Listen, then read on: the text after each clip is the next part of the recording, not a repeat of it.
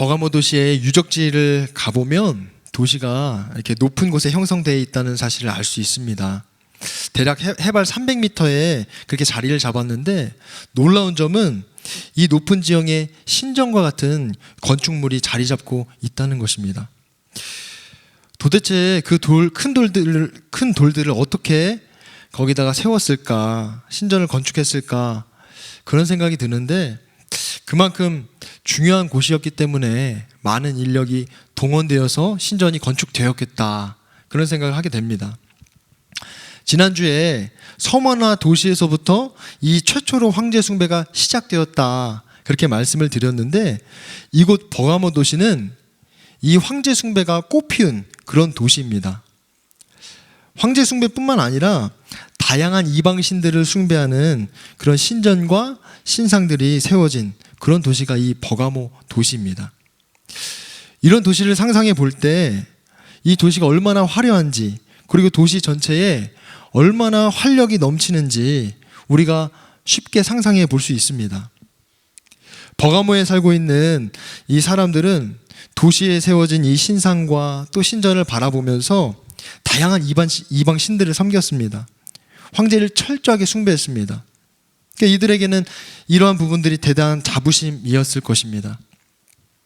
모든 것이 다 좋아 보이고 또 아무 문제도 없어 보이는 이 도시에서 사건이 하나 발생합니다. 예수 믿는 사람이 이 신전에서 죽임을 당하는 그런 사건이 벌어집니다. 아무 문제 없이 이 사건이 덮이는가 싶었는데, 예수님께서 이 버가모 교회에 말씀하십니다. 요한계시록 2장 12절로 13절에 버가모 교회의 심부름꾼에게 이렇게 써 보내어라. 날카로운 양날 칼을 가지신 분이 이렇게 말씀하신다. 나는 내가 어디에 거주하는지를 알고 있다. 그곳은 사탄의 왕좌가 있는 곳이다. 그렇지만 너는 내 이름을 굳게 붙잡고 또 내 신실한 증인인 안디바가 너희 곁, 곧 사탄이 살고 있는 그곳에서 죽임을 당할 때에도 나를 믿는 믿음을 저버리지 않았다. 예수님을 신실하게 따르던 이 안디바가 순교를 당한 곳입니다. 근데 이 자리를 사탄의 왕자가 있는 곳이라고 그렇게 말씀하세요. 얼마나 우상숭배가 심하고 사탄의 힘이 강력하면 이곳을 사탄의 왕자라고 말씀하셨을까 싶습니다.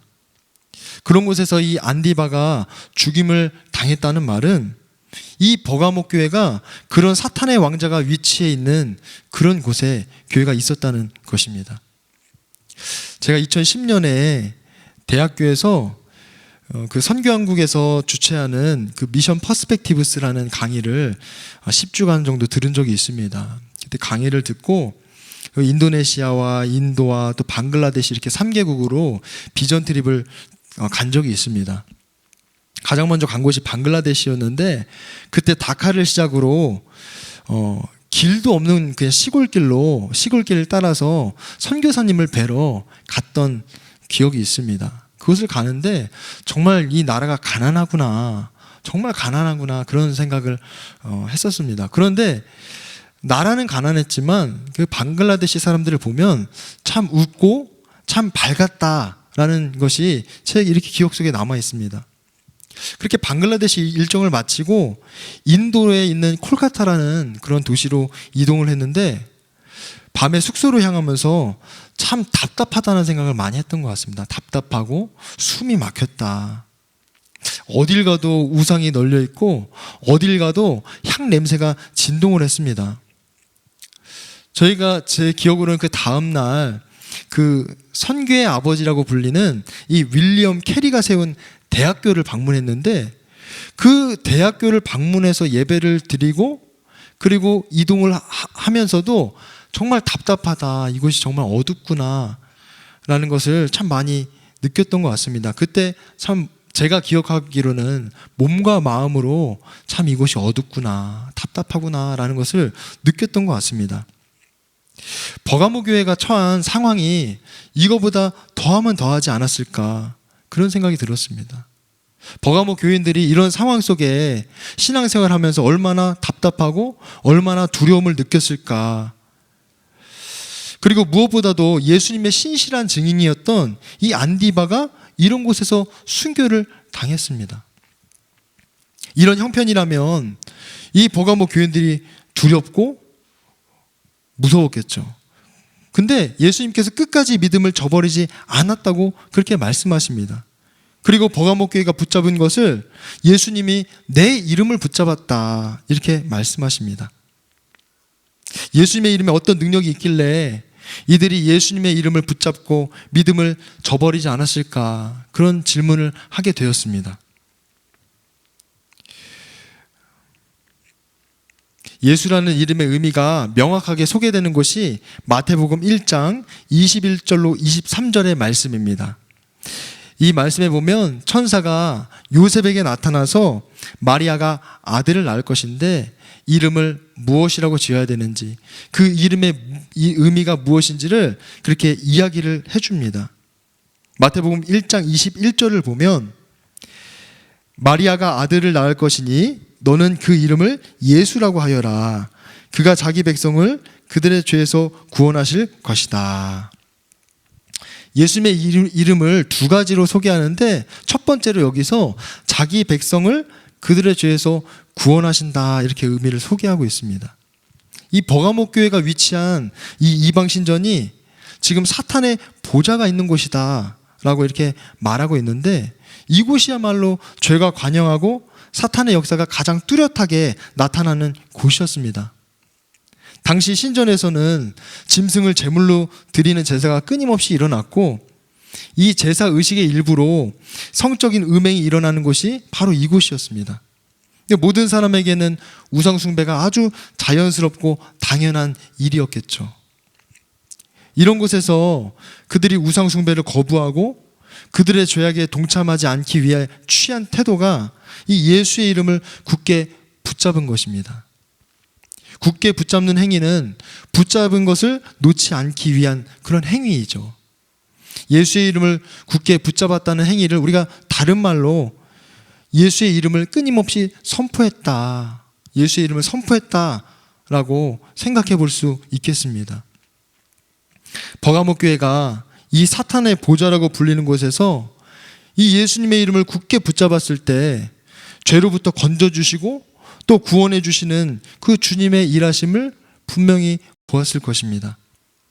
심지어 예수님께서 신실한 증인이라고 부르시는 이 안디바가 죽임을 당했음에도 불구하고 이 버가모 교인들은 예수님의 이름을 끊임없이 부르면서 삶 속에 구원하시는 그 주님의 능력을 경험했을 것입니다.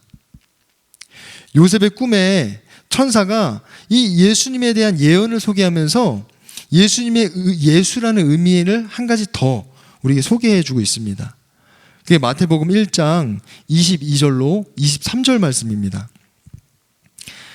이 모든 일이 일어난 것은 주님께서 예언자를 시켜서 이르시기를 보아라, 동정녀가 잉태하여 아들을 낳을 것이니 그의 이름을 임마누엘이라고 할 것이다 하신 말씀을 이루려고 하신 것이다. 임마누엘은 번역하면 하나님이 우리와 함께 계시다는 뜻이다.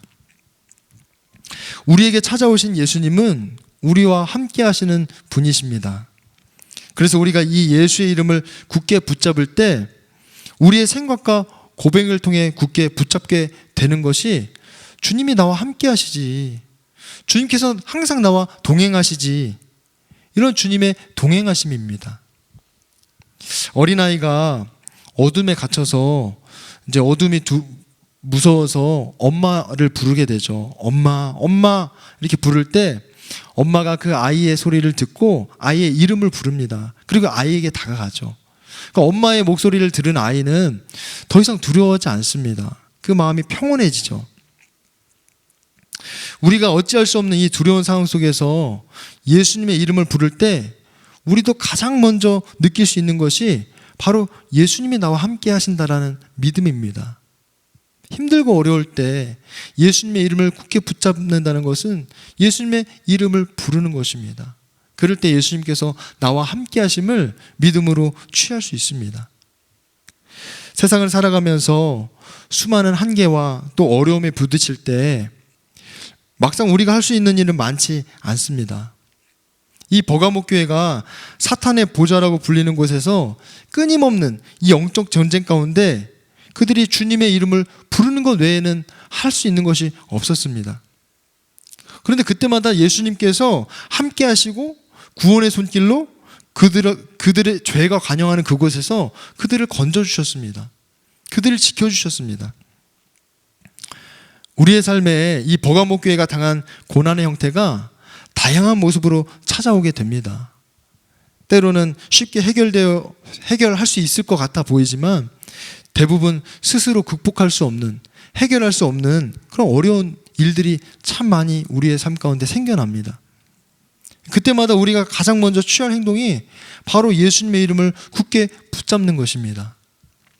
예수님께서 나와 동행하시고 그 예수님께서 나를 어떤 것으로부터 건져주실 수 있는 분이심을 우리가 믿음으로 취하는 그런 행동입니다. 우리가 위기의 순간 앞에서 주님을 찾고 또 의지할 때 그 어려움에서 우리를 건지시는 주님의 손길을 우리가 경험하면서 살아갑니다. 그때는 분명히 고난 가운데 두려웠는데, 그때는 감당할 수 없는 문제 때문에 숨이 막혔는데, 지금 이렇게 와서 돌아보면 그때 주님께서 나를 지켜주셨구나, 주님께서 나를 붙들어 주셨구나, 주님께서 나를 건져주셨구나 라는 것을 우리가 알게 됩니다. 그런데 정작 평범한 일상 속에서 우리가 경험하는 소소한 일들, 너무나 자연스러워 보이는 그런 일들을 우리가 대할 때 그런 우리의 태도가 주님의 뜻을 묻고 또 구하는 과정에 집중하기보다는 그냥 우리의 눈에 보이고 또 귀에 들리는 그런 주변의 소식들, 사람들의 이야기에 마음을 쏟게 되는 경우가 참 많습니다. 인생의 큰 파도가 일 때에는 우리가 주님을 찾죠. 내가 해결할 수 없고 답답하고. 근데 끊임없이 다가오는 이 작은 파도는 그냥 나의 판단에 따라서 다양한 방법으로 그 작은 파도를 부딪혀 나갑니다.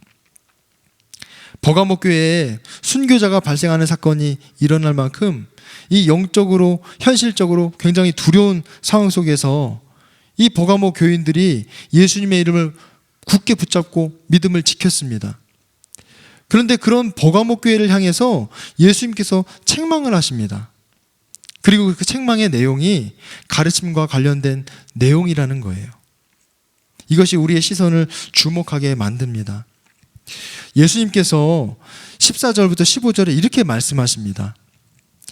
그러나 나는 내게 몇 가지 나무랄 것이 있다. 너희 가운데는 발람의 가르침을 따르는 자들이 있다. 발람은 발락을 시켜서 이스라엘 자손 앞에 올무를 놓게 하고 우상의 제물을 먹게 하고 음란한 일을 하게 한 자다. 이와 같이 내게도 니골라당의 가르침을 따르는 자들이 있다. 이 발람이 발락에게 전해준 가르침에 대해서 이야기를 하십니다. 이 내용을 살펴보면 이스라엘 자손이 이 모압 여인들이 섬기는 이방신의 제사에 참여하고 거기에 절하고 그 우상의 제물을 먹고 이 음란을 행하는 의식에 참여하게 됩니다. 이 행위가 하나님께서 보실 때에는 이방신과 연합한 모습인 거죠. 하나님 외에 다른 신을 내게 두지 말아라, 절하지도 말고 간음하지 말라고 분명히 그렇게 주님께서 말씀하셨는데, 이 하나님과의 관계뿐만 아니라 삶 속에서도 큰 문제가 일어나게 됩니다. 버가모 교회 안에 이와 같은 가르침을 따르는 자들이 있다는 것은 외부에서 황제 숭배를 비롯해서 이 신전에서 행해지는 이 제사 의식에 참여하는 성도가 있었다는 것입니다. 목숨을 내놓아야 하는 상황 속에서도 이 예수님의 이름을 굳게 붙잡고 믿음을 끝까지 저버리지 않았는데, 이 일상에서는 세상의 가르침으로 대표되는 이 니골라당의 가르침을 그대로 받아들이게 됩니다. 세상에 귀를 기울이면 얼마든지 넘어가는 그런 유혹에 빠져서 우상 숭배에 참여하게 되는 일들이 벌어지는 것이죠.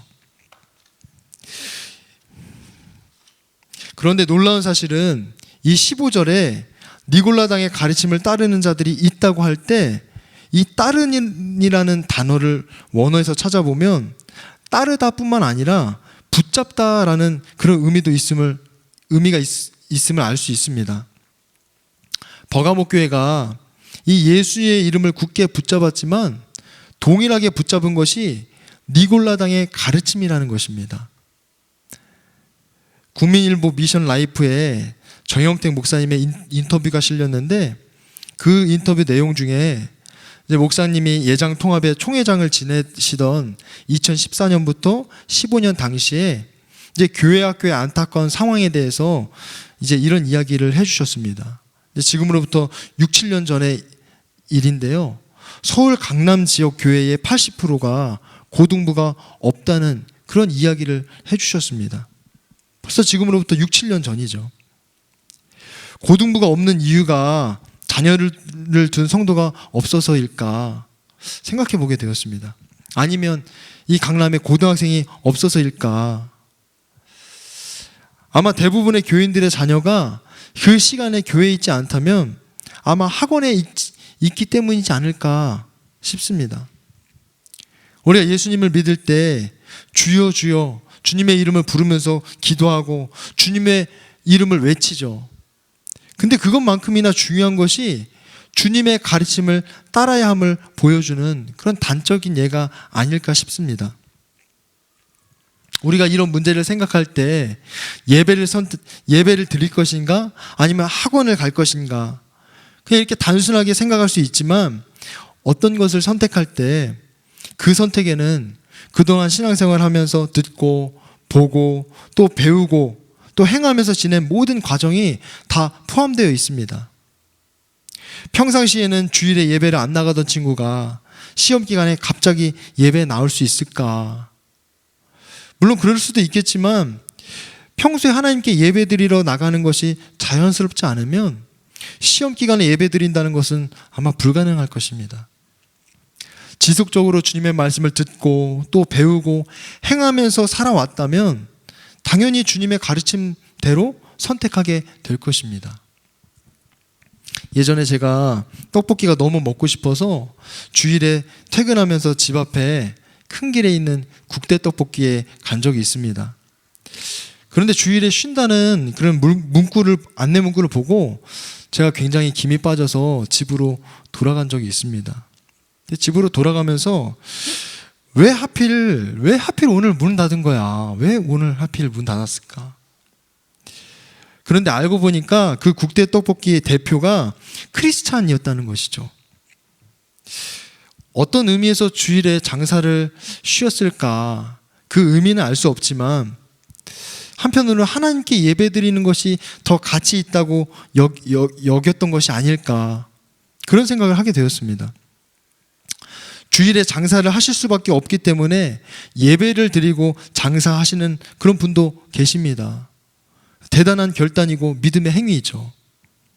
우리가 이러한 결정을 내릴 때 세상적인 가치의 기준을 두면 결코 믿음으로 매 주일을 살아갈 수가 없습니다.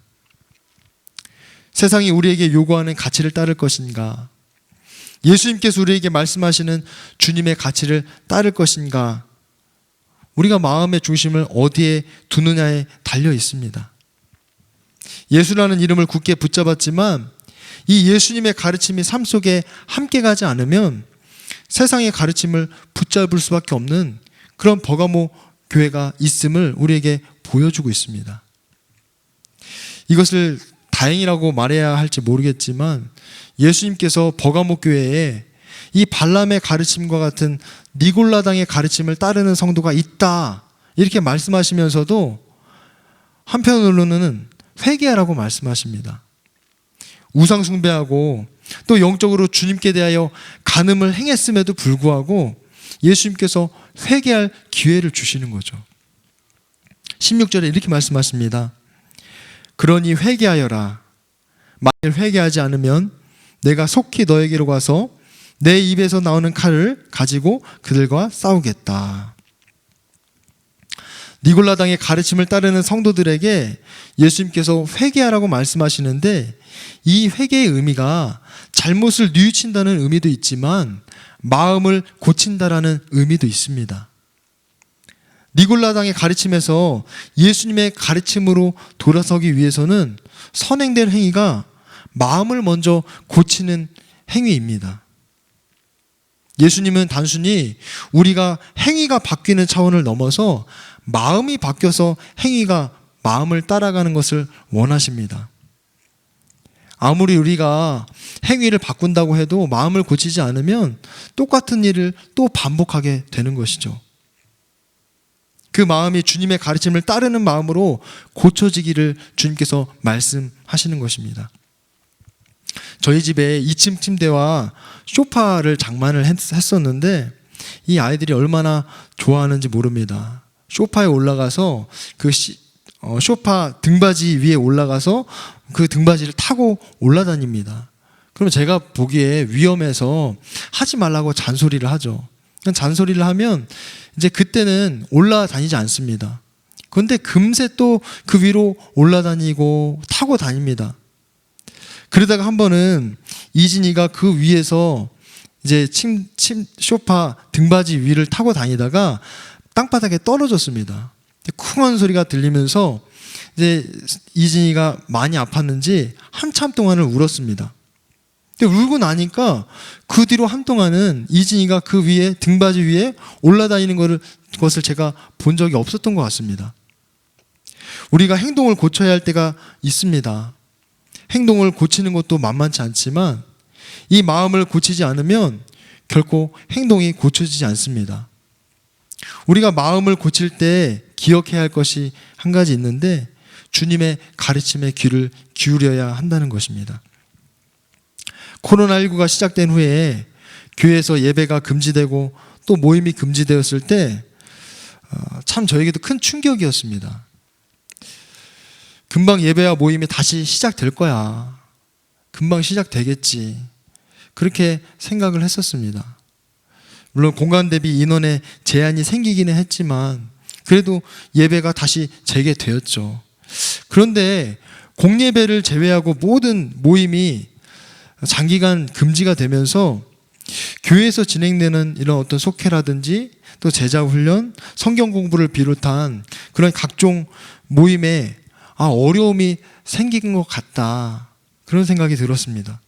상황에 맞는 대책에 따라서 모임을 줌으로도 온라인으로도 진행하는 그런 시도가 계속해서 이어지고 있지만 이전처럼 활발하게 진행되지는 못하는 것 같다는 생각을 하게 됩니다.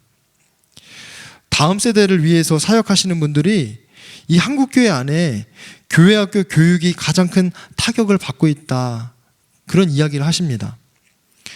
이제 교회에서 주일에 중점적으로 이루어지던 신앙교육이 이 코로나로 인해서 한계에 부딪히게 되었다라는 것이죠.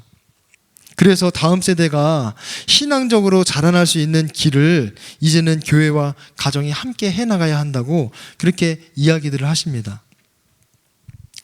얼마 전에 다음 세대를 위해 헌신하고 계시는 곽상학 목사님이라는 분이 새 자녀와 가정 예배를 드리기 위한 그런 이야기들을 이렇게 나누어 주셨습니다. 그 아이들과 가정 예배를 드리기 위해서 정말 별의별 시도를 다 해보았다. 그런 이야기를 이렇게 나눠 주셨습니다. 아이들이 가정 예배에 흥미를 갖도록 예배 때마다 찬양, 기도, 그날의 성경 말씀에 등장하는 인물들의 배역까지 정해서 그 역할을 드라마식 예배로 드렸던 거죠. 지금도 이렇게 예배를 드리고 있다고 말씀을 해주셨습니다. 그런데 이 곽상학 목사님께서 가정 예배에 대한 이런저런 이야기를 나누시다가 이런 말씀을 해주셨습니다. 가정 예배를 드릴 때 함께 말씀을 읽었다면 그것이 예배입니다. 함께 말씀을 읽고 찬양 한 곡 불렀다면 그것도 예배입니다. 함께 말씀 읽고 기도했다면 그것도 예배입니다. 우리가 예배를 드릴 때 예배 형식을 갖추려다 보니까 예배가 무거워지고 또 부담이 되고 그래서 함께 짧은 말씀 한 구절도 나누지 못하고 찬양 한 곡도 함께 부르지 못하는 것이구나 라는 생각을 하게 되었습니다. 부모가 자녀들과 함께 앉아서 짧더라도 말씀 읽고 찬양하고 간단하게 기도를 한다면 그것이 하나님께서 받으시는 가정 예배겠다 싶었습니다. 그리고 부담 없이 자녀들과 하나님의 말씀을 입으로 소리내어 읽고 또 마음으로 새길 수 있는 정말 단순하면서도 꾸준히 지속할 수 있는 그런 방법이겠다 싶었습니다. 단순하지만 지속적으로 하나님의 말씀을 함께 읽고 또 찬양을 부르는 시간을 보내면서 또 신앙에 대한 이야기를 나누게 되는 것이죠. 이를 통해서 부모와 자녀가 함께 주님의 가르침을 생각하면서 붙잡고 살아갈 수 있는 그런 좋은 방법이 되겠다 싶습니다. 예수님을 믿으면서 큰 고난 앞에 우리가 믿음을 지켜야 할 때가 분명히 있습니다.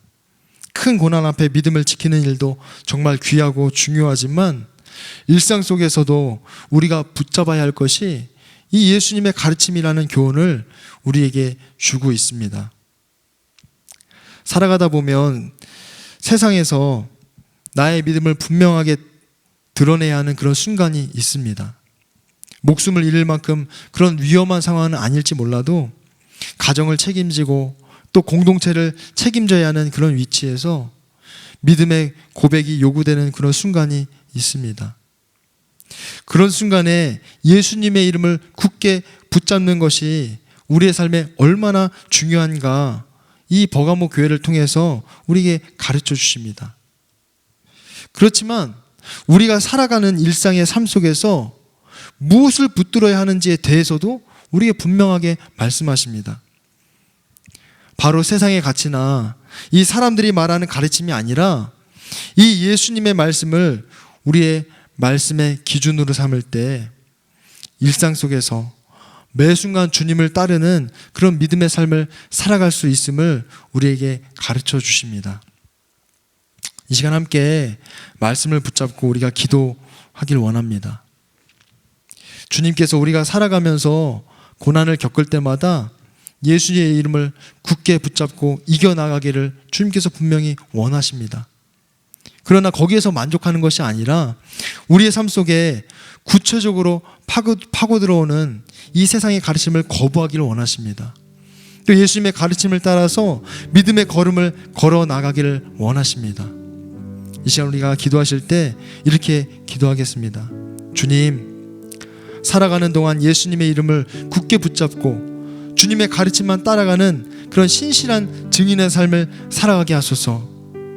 나뿐만 아니라 우리 가정 가운데, 우리 교회 공동체 가운데, 또 예수님의 아이들 삶 가운데에도 정말 주님의 가르침을 굳게 붙잡고 신실한 증인의 삶을 살아갈 수 있도록 주님 인도해 달라고 우리 이 시간 함께 통성으로 기도하도록 하겠습니다.